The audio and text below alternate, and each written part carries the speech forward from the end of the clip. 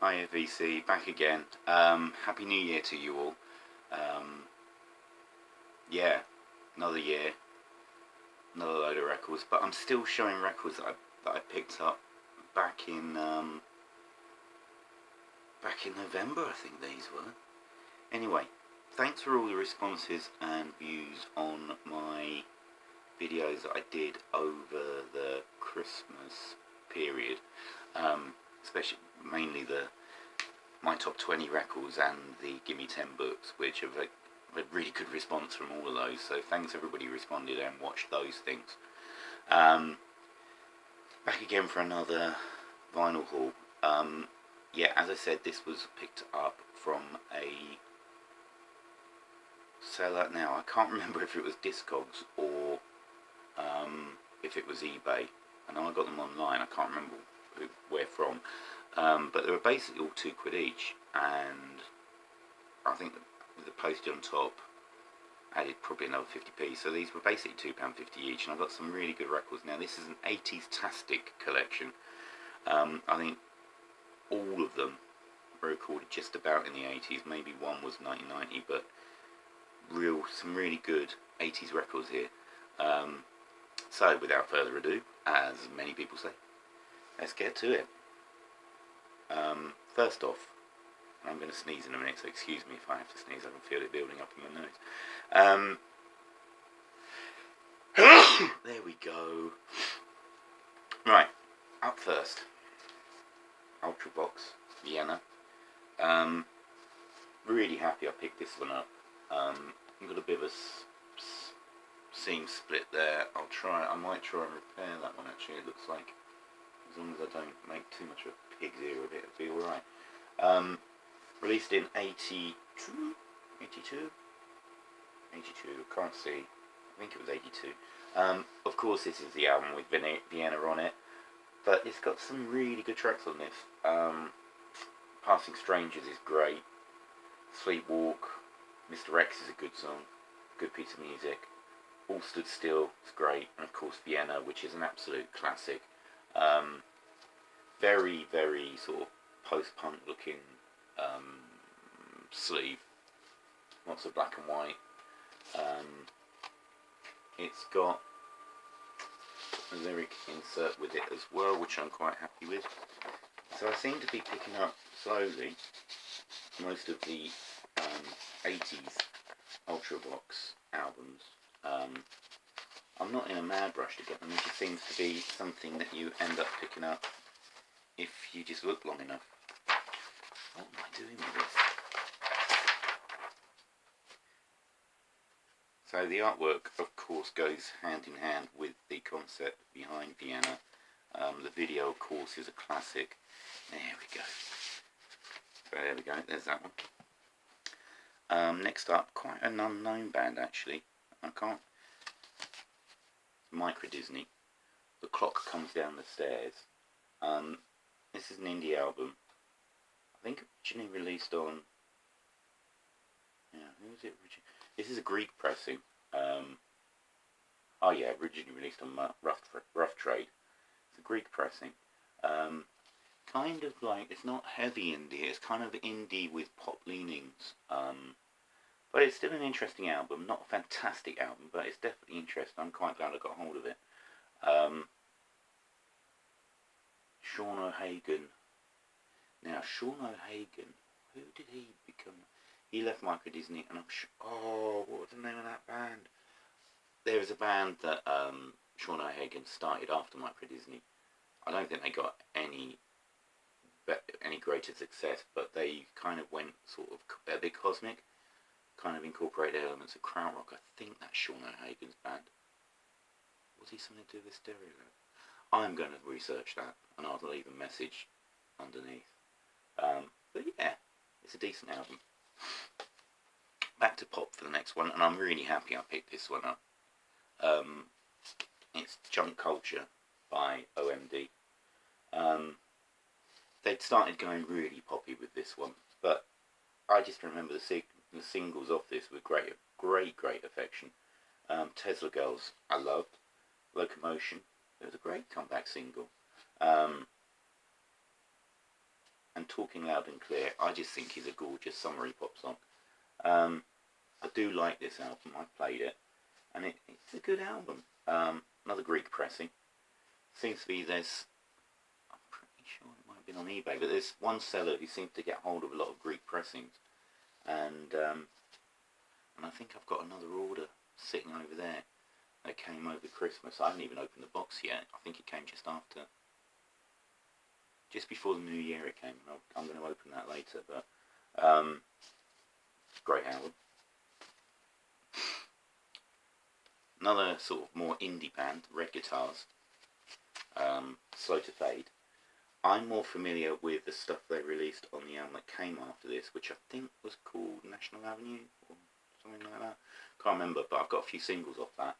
This was released in, I think again in 84.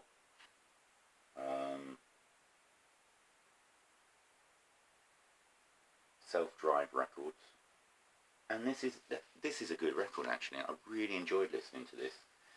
Very plain gatefold with just the lyrics on the inside. Don't think it's on Virgin. Not special, just a bog standard Virgin inner sleeve, but really good record. Really like this record. I'm definitely going to be playing that again soon. Back to the pop again. So this is alternating between pop and indie. Yeah, looking at the rest of them, it kind of does. I am so chuffed to pick up finally a copy of How Men Are by Heaven 17. They've kind of got a bit more funky on this album. Although Penthouse and Pavement was fairly funky, but they'd kind of lost that on Luxury Gap, which was their breakthrough album. This wasn't as successful, but it includes, I mean, it's got some really good singles on it, Sunset Now and This Is Mine, but it's got And That's No Lie, which is just a 9-minute pop, 80s pop funk odyssey. It's a brilliant track, absolutely brilliant track, and if you get a chance to YouTube it or something, just do And That's No Lie, because I just absolutely love it to pieces. Absolutely love it to pieces. Brilliant, brilliant. And another Greek pressing. I haven't listened to this next one yet, but I got it because I love their debut album so much, and doing all those Gimme 10 1980s videos actually reacquainted me with that album, so I thought I'd dive in and get this one, which is the Dream Academy Remembrance Days. I think this is... It's either the second or third album, I can't remember. I honestly can't remember. I think the second album's got a cover of Love by John Lennon on it, but maybe this is the third one. Or maybe it's the other way around. But I just love that cover. It's such a simple, lovely cover. Just great. Can't really say too much about the album because I haven't listened to it. Got the original inner sleeve. Lovely picture of the band there. So I'm very happy to have picked that one up. That's going in my to listen to pile, which is slowly whistling down. Very pleased I picked this one up. This is the Three Johns, and this is Atom Drum Bop, released on, don't know, but it's another Greek pressing, so goodness knows what. Distributed by Music Box. Don't know what this is originally released on, but I'm well chuffed to have got this. Music Box Records, I don't think that's the original label. This is kind of a precursor of things like Gay Bikers. It sounds very much like them.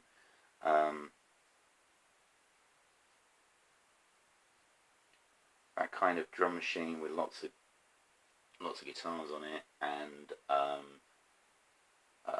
quite shouty, not shouty, but quite gruff vocals. But that's a winning combination for me, and I'll always adore anything that sounds in that kind of vein. So there we go, Atom Drum Bop by the Three Johns. After getting, recently I picked up a couple more Dexys albums, and I thought, I haven't got this next one. I'm going to have to get it just to get those first 4 Dexys albums all together. So yeah, I picked up a copy of not Come On Eileen, 2IA. Yeah, it's got Come On Eileen on it. But Jackie Wilson said it's such a good song, and the Celtic Soul Brothers.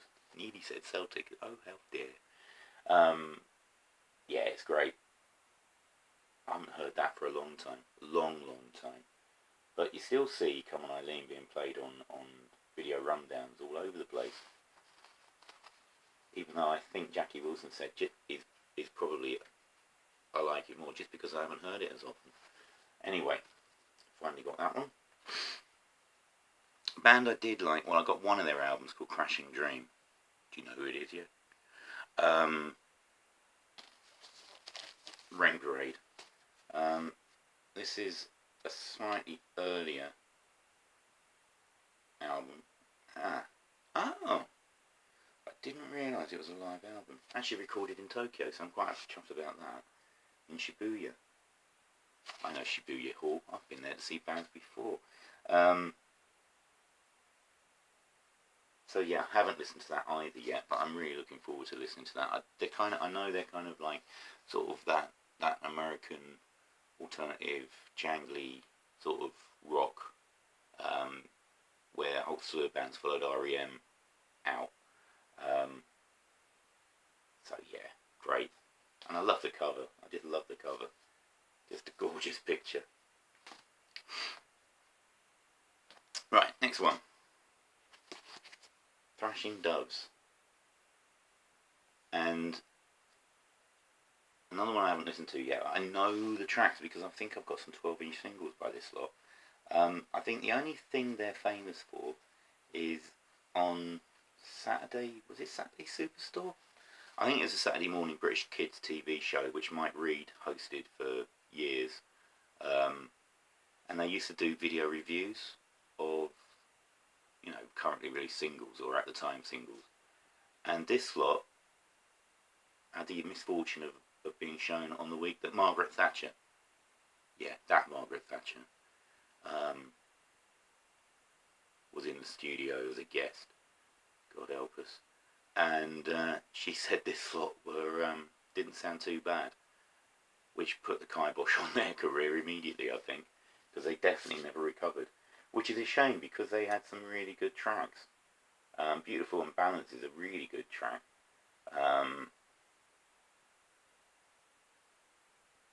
Matchstick Flotilla, yeah, they had some really good songs. So it's such a shame that silly old cow said that, because I reckon they could have got further. Oh dear. Right. China Crisis. What Price Paradise. I think this, yeah, it's 1986, this one. So, best known for being, it's kind of gorgeous pop. I think they had their big breakthrough in 82 with a single that I can't remember the name of at the moment. Then in 84 they had another few things, Black Man Ray, and then they had another one I can't remember the name of, which I do have, and I can't remember the name of it. This came out a couple of years later. Arizona Sky was a single of this. Best known for being kind of taking inspiration from Steely Dan, really. I think I just remember them saying, in interviews, like how much of an influence they were. And I never really investigated Steely Dan until I got one of their greatest hits records last year now. I have missed out. But they're just beautiful. It's lovely, gorgeous music. Just sumptuous. You can really just lie back and relax to this. Just sumptuous music. Next one. Another one going in the to listen to pile. I got this. This is the Wildflowers. Sometime soon. On Slash. Released in 83. I got this because I've got the single of this, and I think it was Broken Chains, and I'm pretty sure it's Broken Chains, and I loved that, and for years I didn't know anything else about this lot, and then I saw this for a couple of quid, and I thought, Right, okay, finally, let's get it, and I will investigate it. Now, unfortunately, I haven't listened to this yet. What with Christmas and various other things, and all those Gimme 10 videos which I had to prepare for, by literally listening to some of the records again, I just haven't had a chance to spin this yet. But I am looking forward to playing it. In fact, I might play it tonight. But yeah, I'm dead shocked. I've finally got a copy of this. Original inner sleeve. There's the band.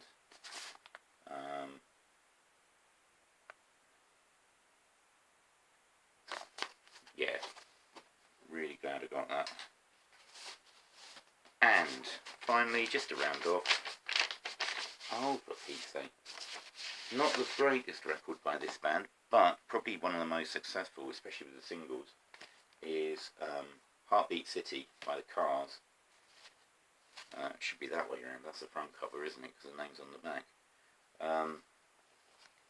But this is the one with Drive on it, which became, I think it was actually a hit twice in the UK. Once when it came out, and then once because it was famously shown on at Live Aid, over to soundtrack a video of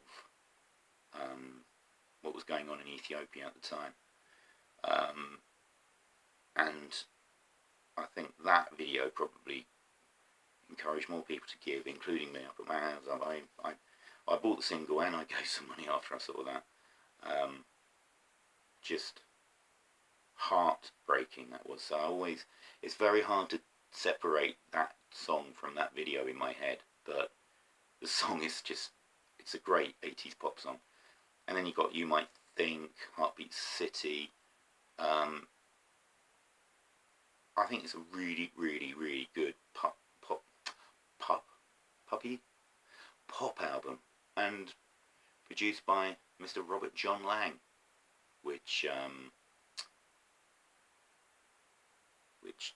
James Griffiths pointed out was the lead producer on The Motors. Was it The Motors?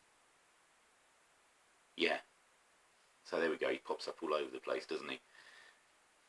There we go, Heartbeat City. So that was a rather 80s-tastic collection of albums I got back in November. So yeah, there we go. Love those. Loved getting them. And I'll be back again. Cool, dear, 17 minutes. That's taken a little bit of time. But welcome back to the channel. First video of the new year. I've got quite a lot of catching up to do, to be honest. And I'm going to try and hold off buying albums as much as I can, but if I see stuff then I'm going to buy it, just because I need to listen to a lot of this stuff. It's just terrible, and I never wanted to be the kind of guy who just bought records to just keep them. I buy records to listen to them and just enjoy them. So I think I might have to hold off for a little bit longer before I do any wholesale purchasing, especially what I bought dead cheap on Christmas Day off eBay because nobody else was bidding, and I bought a stack of records by one artist, which I'm going to enjoy unveiling. Right, thanks again, and I'll see you all soon, probably with Gimme 10 1990s. I've got an idea for showing off my 12 inches as well. That's going to be an ongoing series during 87? During 2017. But more will be revealed. Right, okay. So thanks for that, and I'll see you all soon. Bye, VC.